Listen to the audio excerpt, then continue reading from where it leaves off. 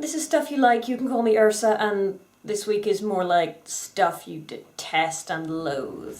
The Mummy, Tomb of the Dragon Emperor was released in 2008. And what is there to say? Well, let's start with the things I liked about it. I quite liked the new music. I liked the interesting origin story for the Terracotta Warriors. That was kind of neat. The 5 elements are pretty. Jet Li isn't bad. I give up. This movie is bad.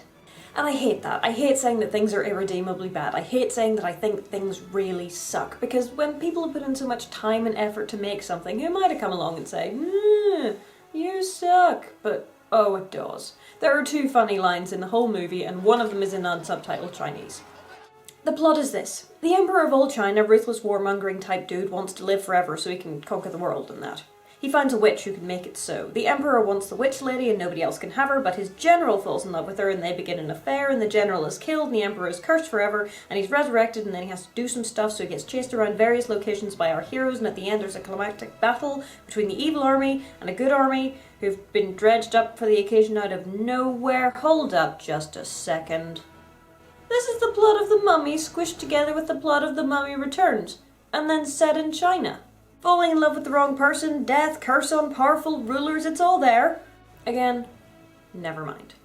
Were you paying attention during our Mummy Returns review? Let's count off our 3 rules of sequels again.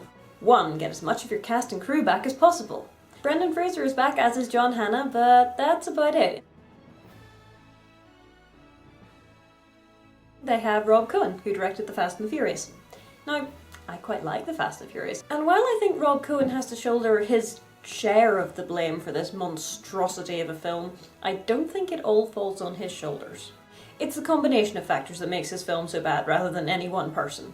And the stupid, idiotic writing. Maria Bello is very pretty, although the first time I saw her, I admit, I turned to my husband and said, "Those are the most amazingly, perfectly American teeth I have ever seen." But she is not Evie. The Evie that she portrays is wooden and stilted and stupid. Just, like, not very bright. Also, Maria Bello can't do an English accent for Toffee, and that is very, very distracting. Brendan Fraser just seems kind of bored. I mean, he's trying, but he has next to nothing to work with in the script, and very little chemistry with the rest of the cast. Actually, I think that sums up this whole film. Everyone's trying, but they haven't got anything to work with. The plot is a rehash, the new characters are underused and blandly written, and the villain is... he's just not in it enough. You got Jet Li for your film and you just wasted him. Instead we get Terracotta Warriors and Yetis and explosions and Shangri-La, and whereas The Mummy Returns kind of mixed all of that up with a pretty talented cast with excellent chemistry and a half-decent script, this one... stupid, idiotic writing. I'm getting off track, I'm sorry. Moving on.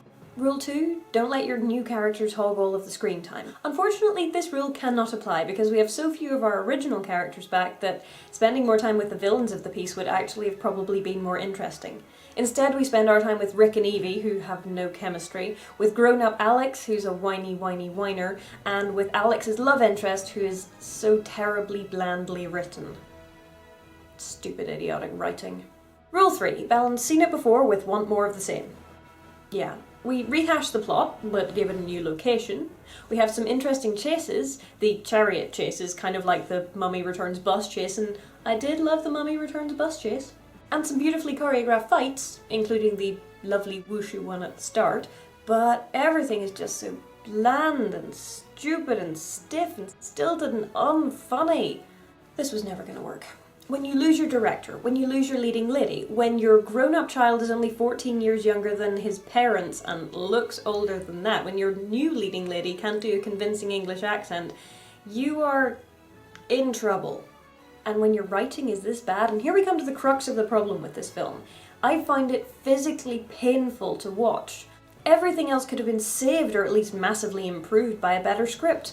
A more coherent plot, better dialogue, a better understanding of the characters and what we want from them, and by we, I mean I.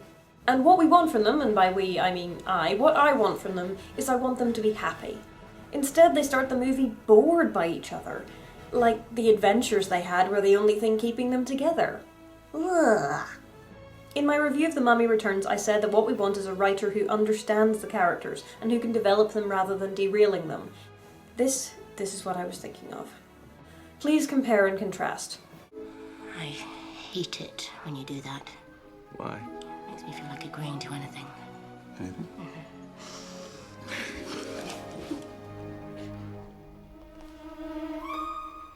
Those knickers are not mine.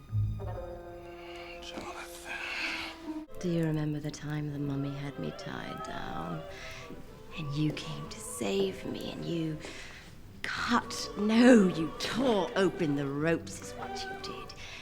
Just as he was about to plunge his... Now, I'm all to leaving people to their kinks. Really. But wouldn't being reminded of a distinctly traumatic event be kind of a turn-off? Rick and Evie have grown up, and I don't really like who they've turned into. And Alex O'Connell is whinier than Dick Grayson in Batman and Robin. Whine. Whine. Would you like a little cheese with that wine? Ugh, whatever, I don't care. He's also American now, for some reason. And you know what's even more criminal? You had Jet Li and Michelle Yeoh in your film, as enemies, and their climactic fight scene is like 3 minutes long and a backdrop to undead CGI Great Wall corpses fighting CGI terracotta warriors. Badly done, movie. Badly done. Enough of this. The plot is convoluted, the actors have no chemistry, the dialogue is appalling, and it's even worse the second time through. I will see you next week for something much, much better.